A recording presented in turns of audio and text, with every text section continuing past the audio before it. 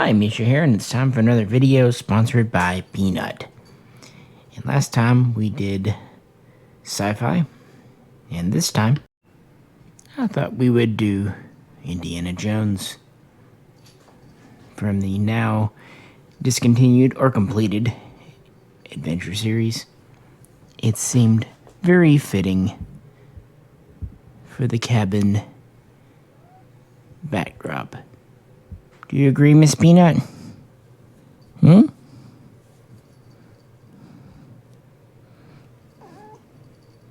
Yes. Just having fun, guys. Wanted to do one more figure video before we left out the cabin. So I have a total of 7 Indy figures. 2 from Raiders.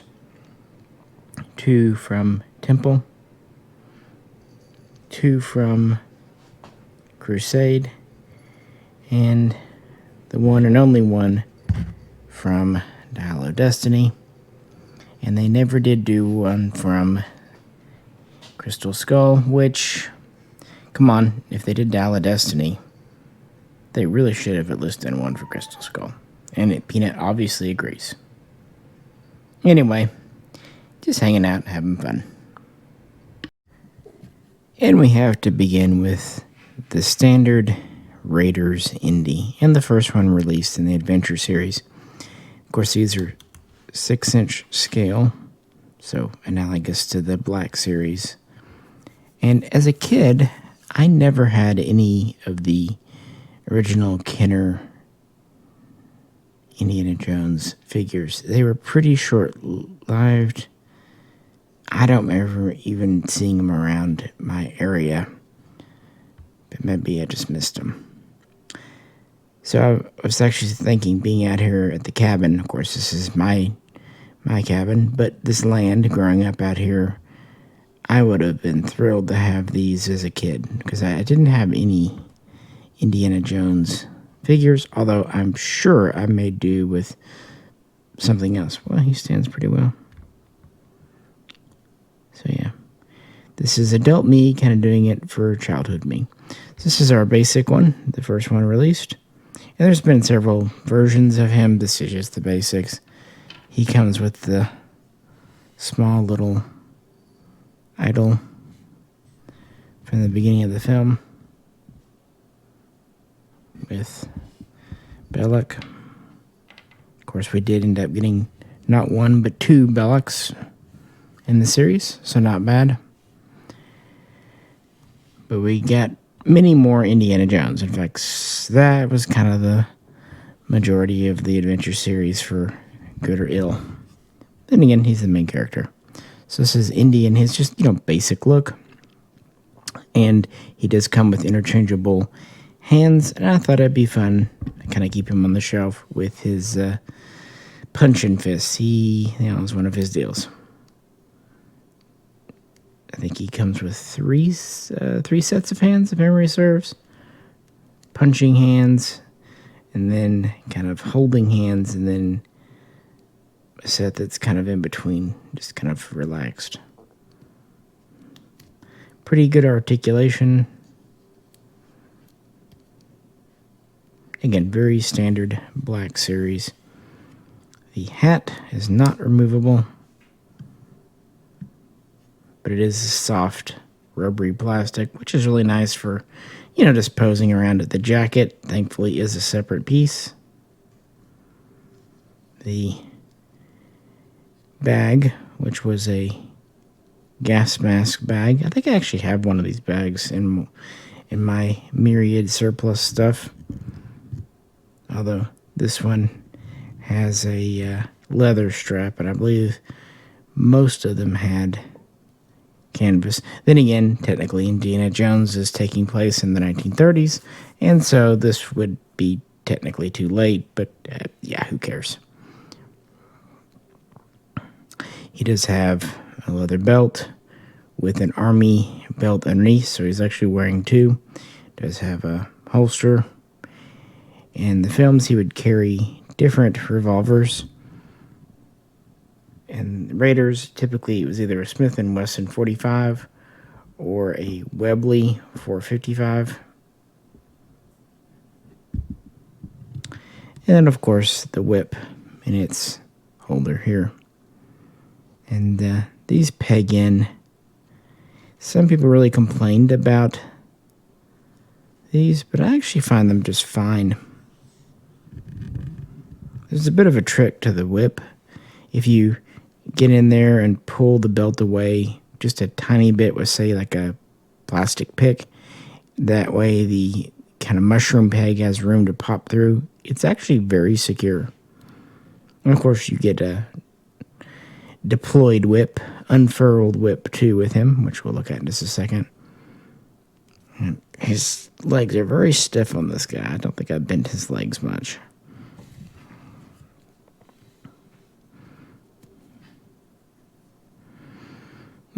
Articulated feet. Pretty standard. From what other folks online have said, the face on this first one is fine, but gets better. Again, the hat's not removable. But I'm glad the jacket is kind of a floating piece there.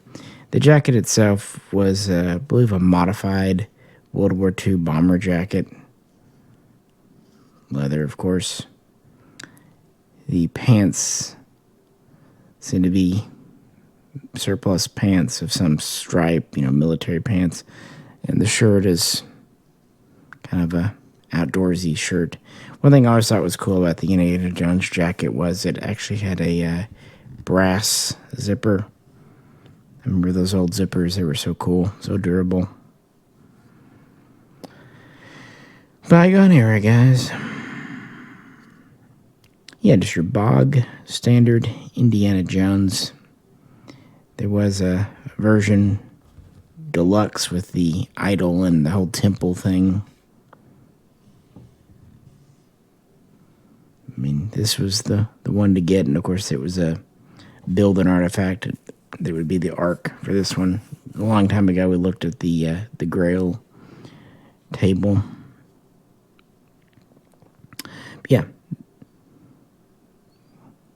What do you think of this look for Indy? It's just good old standard basic. I mean, it is the true definition of an iconic movie character. Next up, we have Cairo, Indiana Jones, as they called him. And I believe this was an Amazon exclusive, and it was listed as a deluxe. But at least when I bought it, it was priced normal. And I just looked on Amazon before doing the video. It's $20. So, deluxe or not, it's priced fair enough. And this is more of a, action style. I believe the pants and the bottom part are pretty much the same. But since I had two, I decided to unbuckle his holster and not strap on his whip. Having more of in an action way.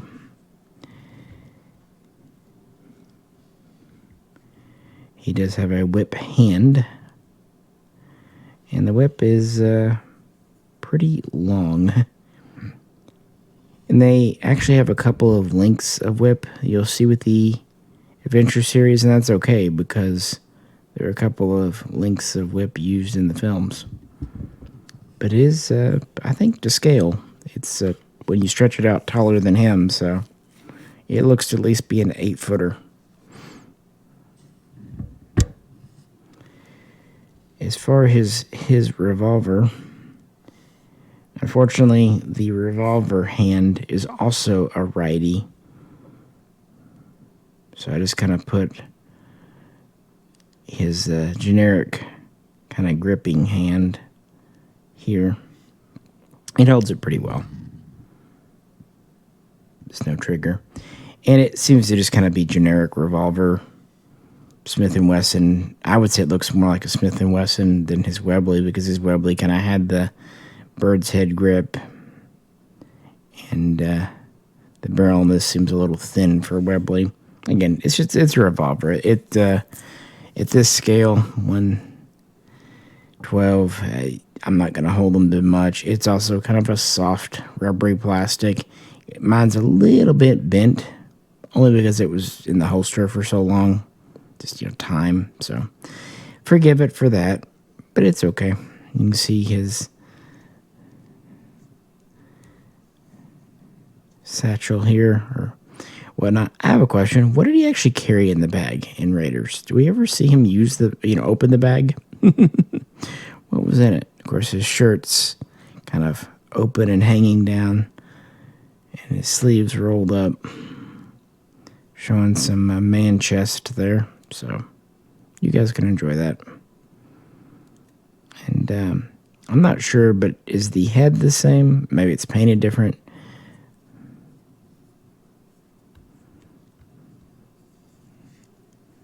But of course, without the jacket on, see, I told you, notice kind of my hand hit it there, but yeah, it's just not really quite what the revolver is meant to be held in, but that's okay. I'll just stuff it back in his holster here. Of course, there's a few different looks for this scene in the bazaar, and of course, here's the monkey, which actually stays on his shoulder remarkably well, and he is articulated. Tail, feet. Just a monkey friend. I would imagine you could really get him into some fun poses. Luckily, the Adventure series came out after Hasbro had really kind of got articulation down, butterfly joints and all that.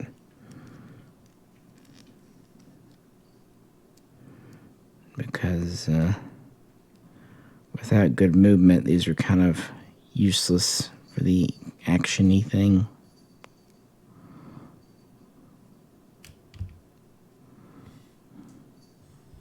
Yeah. But yeah, I actually like this figure more than I thought I would. I just, like I said earlier, picked it up because the price was good. I've had it for a while. But never gonna have too many Raiders. My disappointment for Raiders in the Adventure series, and really the whole series in general, is not enough villains. You get Major Todt, but I would have liked to have seen more kind of just generic German soldiers, officers, maybe at least the mechanic. I don't know. It would have been nice to get a little more. We got some other characters, which is nice, but yeah, here's the monkey. Again, articulated tail, even moves up and down, turns. His arms move. Don't think these bottom ones move. And his head moves. The funny thing is, he probably has more articulation than the figures from the 1980s. Neat little accessory, although I believe he also came with Marion Ravenwood. But he's fitting enough for the Cairo scene. And he does more than the statue accessory that came with the other one. Yes, Peanut. So which of the two Raiders looks do you like? There's also Map Room Indy. I do not have him. Sorry. Which is your favorite film, Peanut?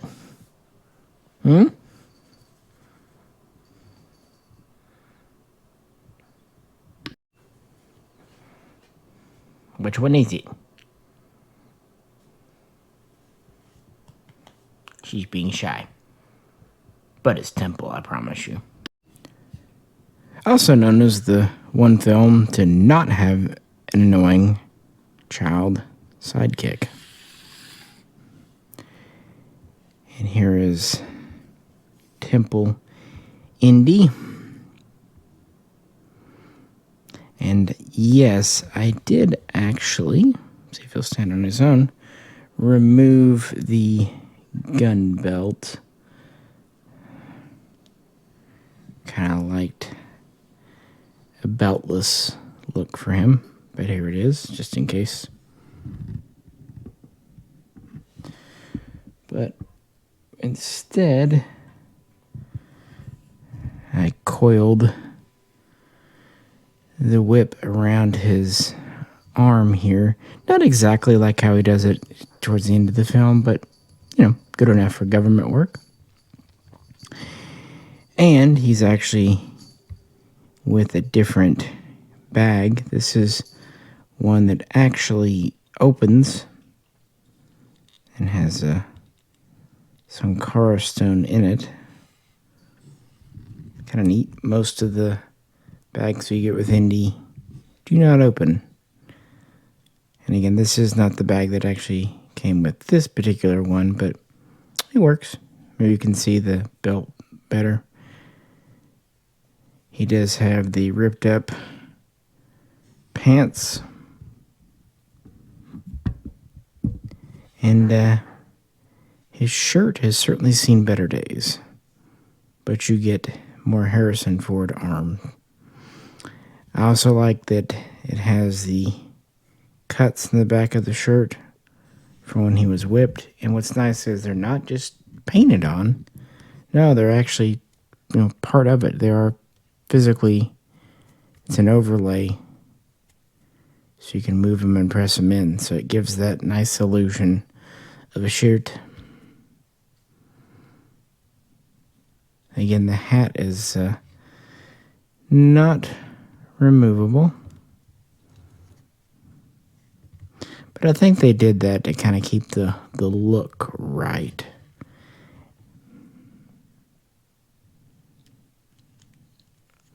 So just kind of put it up there. When you're not moving them around, it actually stays pretty good. I also love how the cuff is open on the left hand. Again, just showing a different use. And I really like the machete, or when I say machete, you might also call it a sword. It came from one of the thuggies. Iconic and cool accessory for him. In the film, he used a .38 Smith & Wesson revolver, at least a little bit. So yeah, he's pretty much an all new pieces figure.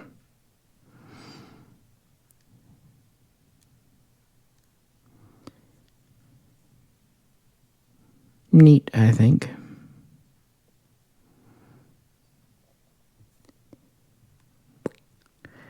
And you still get the same articulation, flexibility. But I do like the beat up and bandaged look here.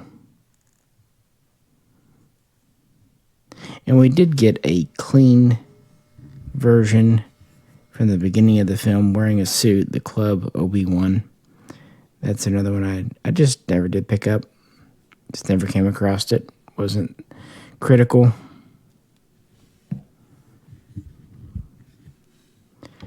But I really do like the temple look here. But what do you think? Now we come to the second Indy from Temple, the Hypno-Toad version. And actually what he's holding are not his accessories. He did come with a lot. He came with this big stick, a hooked pike hook thing. And he's actually the one that came with the open satchel. And he came with 2 sets of Sankara stones. Pretty neat. Obviously, it's pretty much the same legs. And he has this red string around his body. And he has a unhatted head. And he has a less than healthy looking back. The problem with doing unclothed figures is, of course, there's just no way at all to hide the joints. They do the best they can, but yeah. Of course, the only alternative, lots of flexibility. So here's a torch from Temple. I have no problem switching around the accessories and stuff.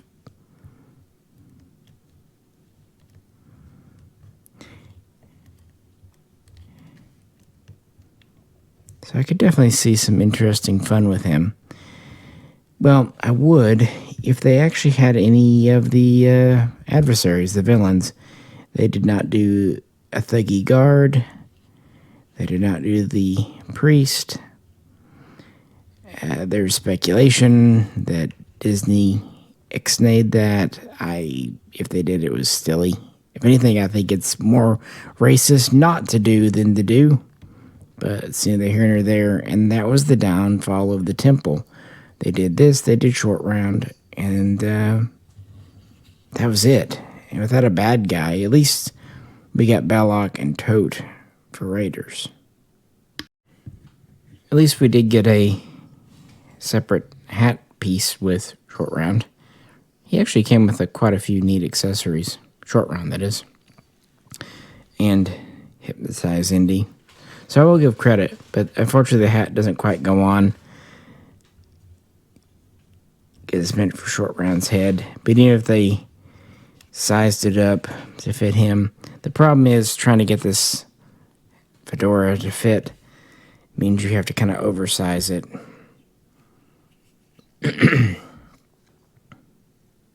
So they didn't. I've also been told on good authority that a thing called a neckbeard has ruined fedoras for the rest of the world. And again, I'm rather out of touch on such things. Alright, are we back? She had to go stop and get a snack, right? Right. Are we done snacking?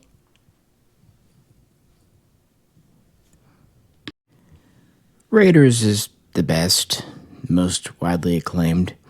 Temple, it's dark and more edgy, more experimental, more risk-taking, and there's a lot to be said for that. But I have to admit, Crusade is probably my favorite. I know it has its shortcomings, I really do. But sometimes it's the off-screen stuff that matters to us.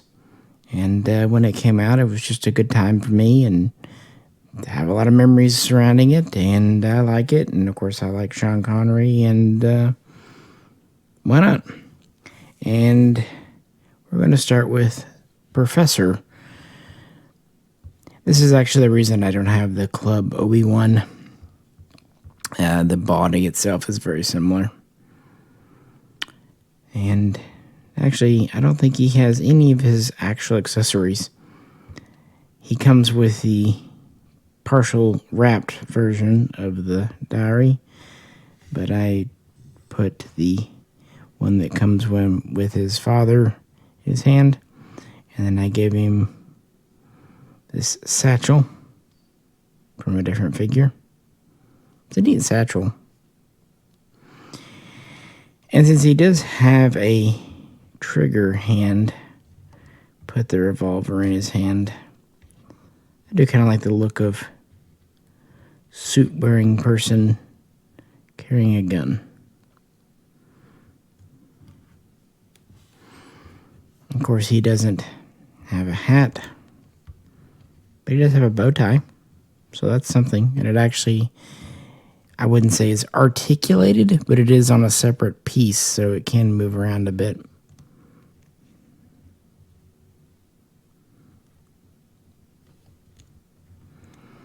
And of course, the jacket flares out. Pants. And he actually comes with some pretty neat accessories. He comes with a torch, but he comes with the shield. And like I said, the diary wrapped up. He was an exclusive, I think, Amazon, maybe Target. But he's also, unfortunately, symptomatic of one of the issues with this line. You have your Dr. Joneses, great. But then you end up with a lot of just guys in 1930s style suits. And a few, that's cool. That's neat. That's interesting. But you end up with a lot of them. And I think that only goes so far when you're trying to do action series. Me personally, no military uniforms. I'd like to get some Germans. That would have been nice. It would have been neat to get some Kingdom of the Crystal Skull. Get some Russians. Or at least get some Temple Guards from Temple of Doom. Just, yeah, some people. Even if you wanted to do some Americans in uniform, there's, a few throughout the shows. Oh, well. It is a neat figure, though. And kind of the more first half of the film. And thankfully, Crusade is perhaps the best representative when it comes to a variety of figures. Raiders did pretty good in the series. Temple definitely got the short end of the stick. And Crusade is kind of back with a couple of villains, a couple of allies, and both Henry Jones Jr. and Sr. And here is Crusade Indy. Even though I think in the universe, the things like the jacket and stuff are supposed to be the same throughout all films. Of course, in the reality, they change the costumes. Now, a lot of these changes have to do with colorations of things like the belt, the pants, maybe even this shirt. But they're pretty consistent, all things considered. And while Hasbro could not represent all of them, I think they did better than people were expecting. And at first this might seem like the same, but it's actually a different figure. The most noteworthy difference is he does have the necktie from Crusade, which I really like that look. And as we might expect now, the tie is a separate piece. It is flexible. Great. And there are subtle differences to the way his jacket is done and the way the satchel hangs. But probably the biggest difference in this mold is the head, specifically the hat. It's still not removable, but it is it's articulated. It's kind of funny to think. You can push it back considerably, or forward. And you can move it side to side. It's just kind of on a little ball joint.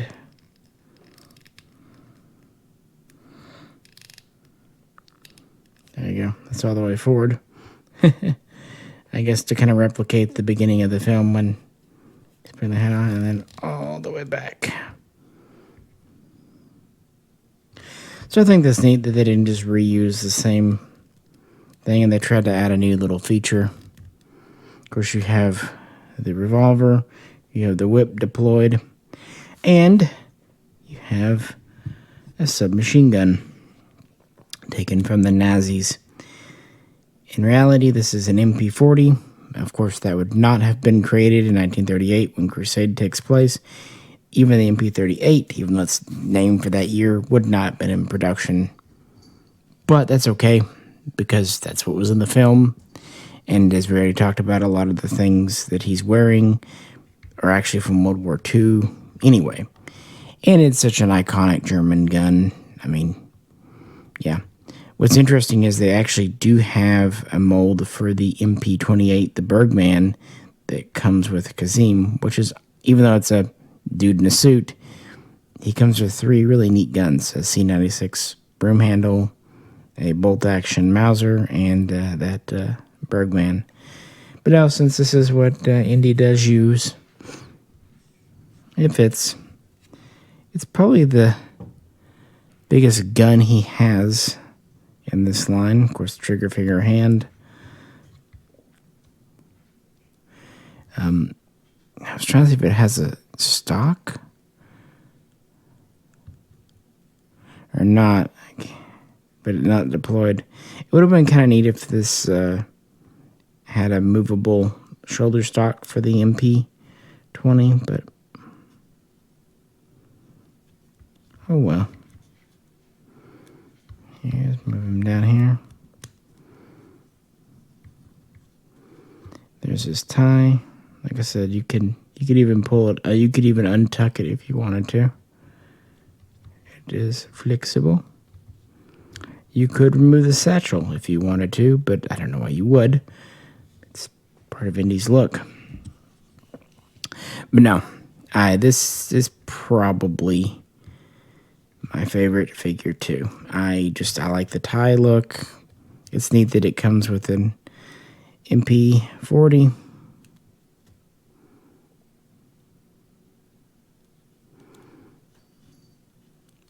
And besides, I just have a lot of fond memories of that film.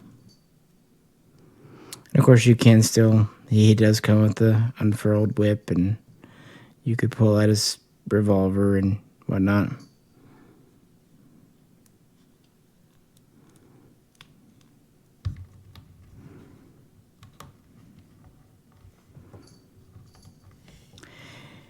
And really, thus ends the Indiana Joneses is at least, the classic ones, the ones from the original trilogy. But we do have one more. Indiana Jones from Dial of Destiny. And they were always going to do this figure because in a lot of ways it was the existence of Dial of Destiny that got the Adventure series going in the first place. And also what ended it, sadly. Put the knife from Short Round in his hand, but I'm going to take it out because I might lose it. His hand's kind of a loose gripping hand. Like I said, Short Round did come with a lot of cool accessories.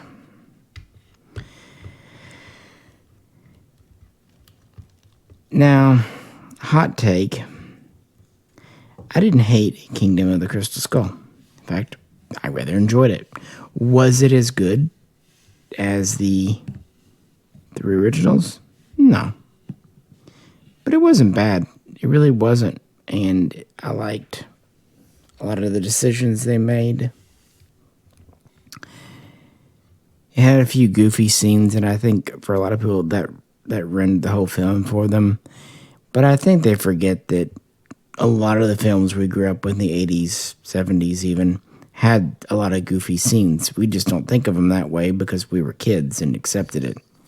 Maybe none quite as goofy as Nuking in the Fridge or the Giant Ants, but some of them are pretty close, I'm not going to lie.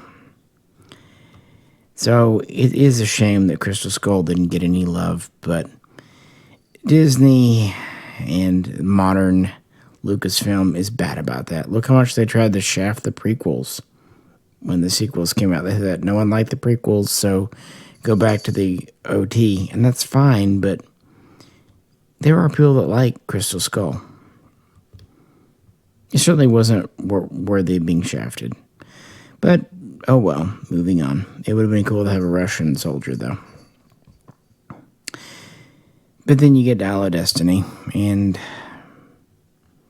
anyway, I don't even feel like talking about it. It's just kind of one of those why. However, as much as I'm not a big fan of the film, Peanut, what do you think of the film? Is it good or bad? Was it yes or no?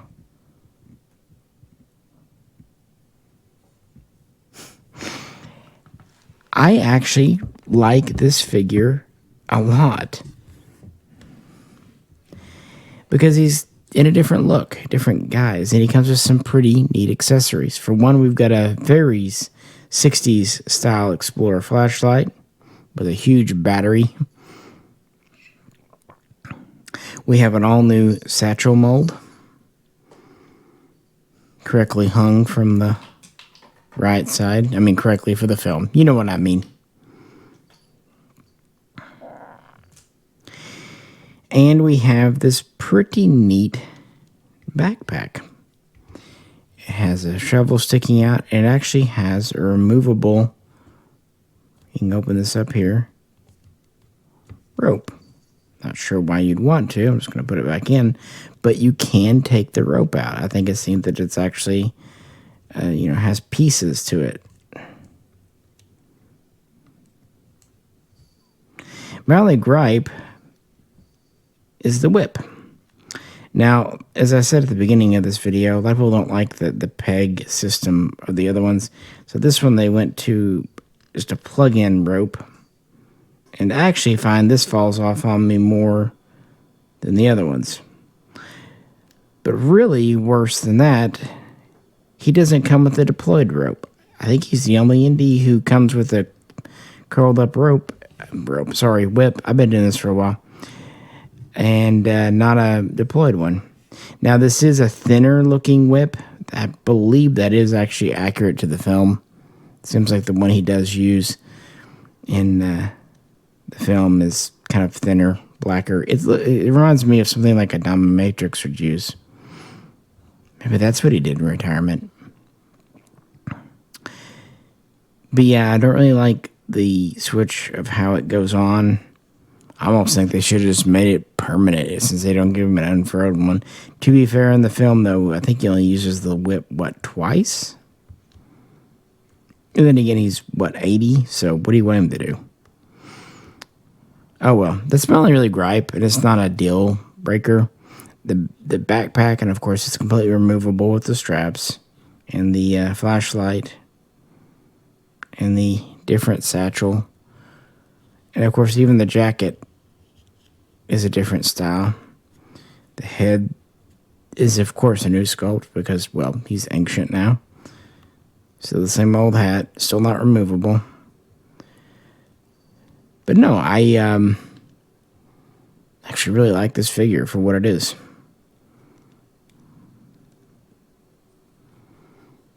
The pants are different too. And it's entirely possible for me to not like a film, but like a figure that came from it, or vice versa. There are films that I love, but the figures are meh. No, I originally picked this one up because I found it for like $15. But I'm actually glad I did. Some neat accessories. This seems like an old man that's gone camping, caving, whatever. Unfortunately, some of the other figures in the Dial of Destiny, I think we got 4 total.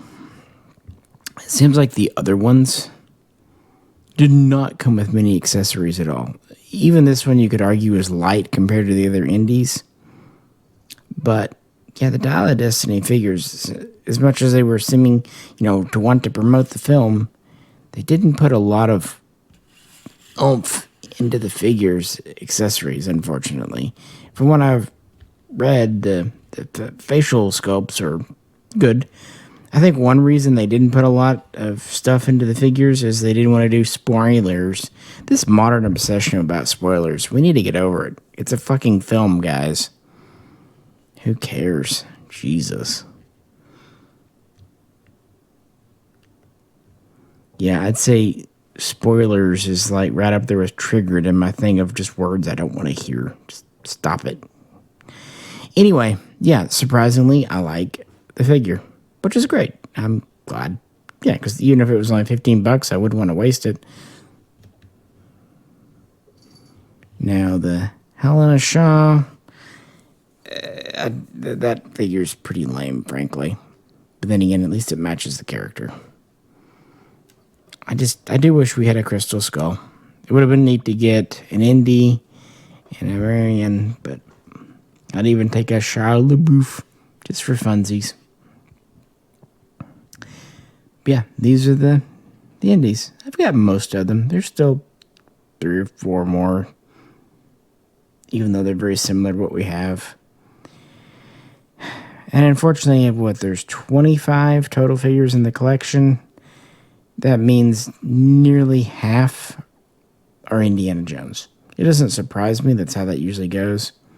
Unfortunately, nearly the other half are other guys in suits. And that is Peanut bringing something over. Look at shit she did. Okay, she was actually playing with her luggage. Her cat carrier is basically a carry-on luggage, so it's comfortable for her. She was deciding to play with it. I really am happy that she's kind of reverting back to something more like a kitten. Seems like she aged quite a bit when we lost Oscar a couple of years ago, so yeah. So, how would I rank the figures? I've already told you kind of my ranking of the films.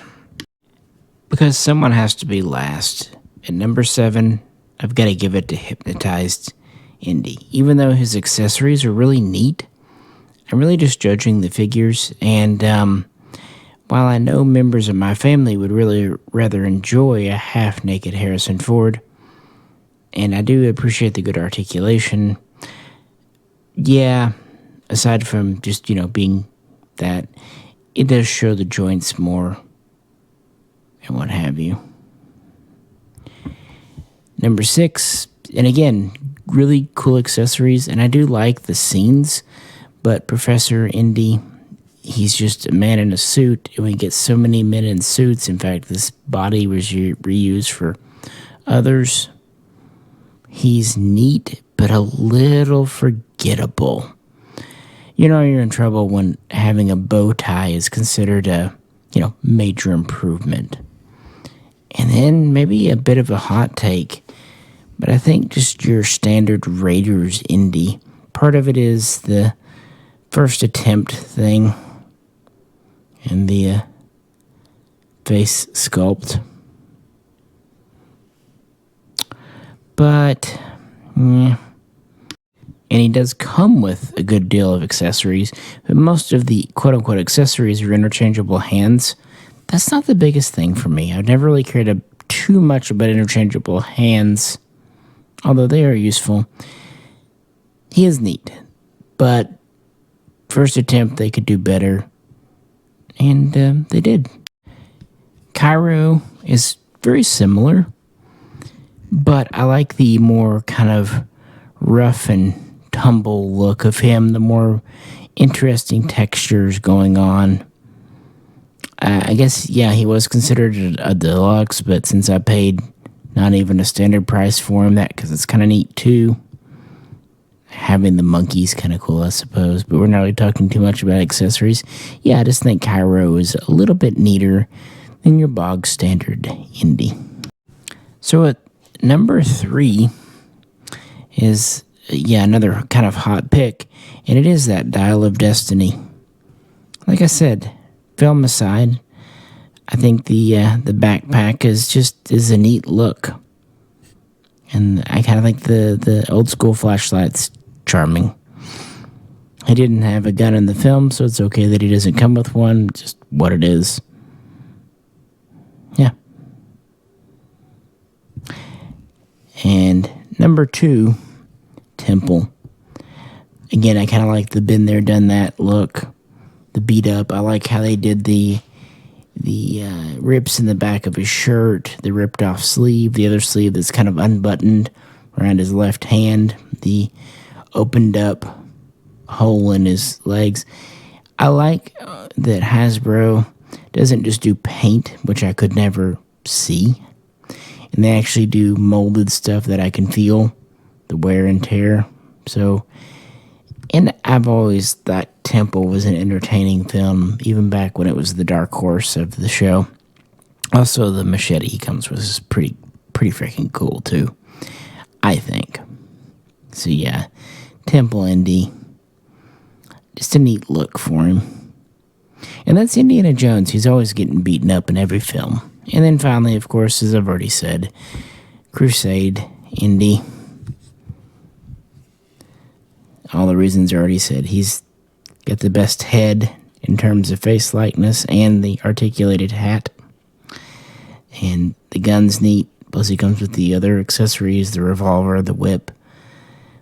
I just feel like he's pretty much like Raiders Indy, but with just a little bit more going on. The tie, the moving hat. And of course he's one of the newest ones in the line. Part of the third wave. So they learned a thing or two and it shows. So that's my ranking. Again, it's not like I don't like these. It's just, yeah. The other ones kind of give something more that I enjoy. But how would you rank them? Ending where we began. Ending with Indy. What's your favorite look? Hell, what's your favorite film? Let's discuss below. Not as much, real background allure to go into when I'm talking Star Trek, Star Wars, that kind of thing. But that's alright. Been meaning to have these out again. It's been a long time, and that last video looked at the Crusade figures. But just something to mess around with. It's been a good week out here. Miss Peanut has adapted very well to the cabin life.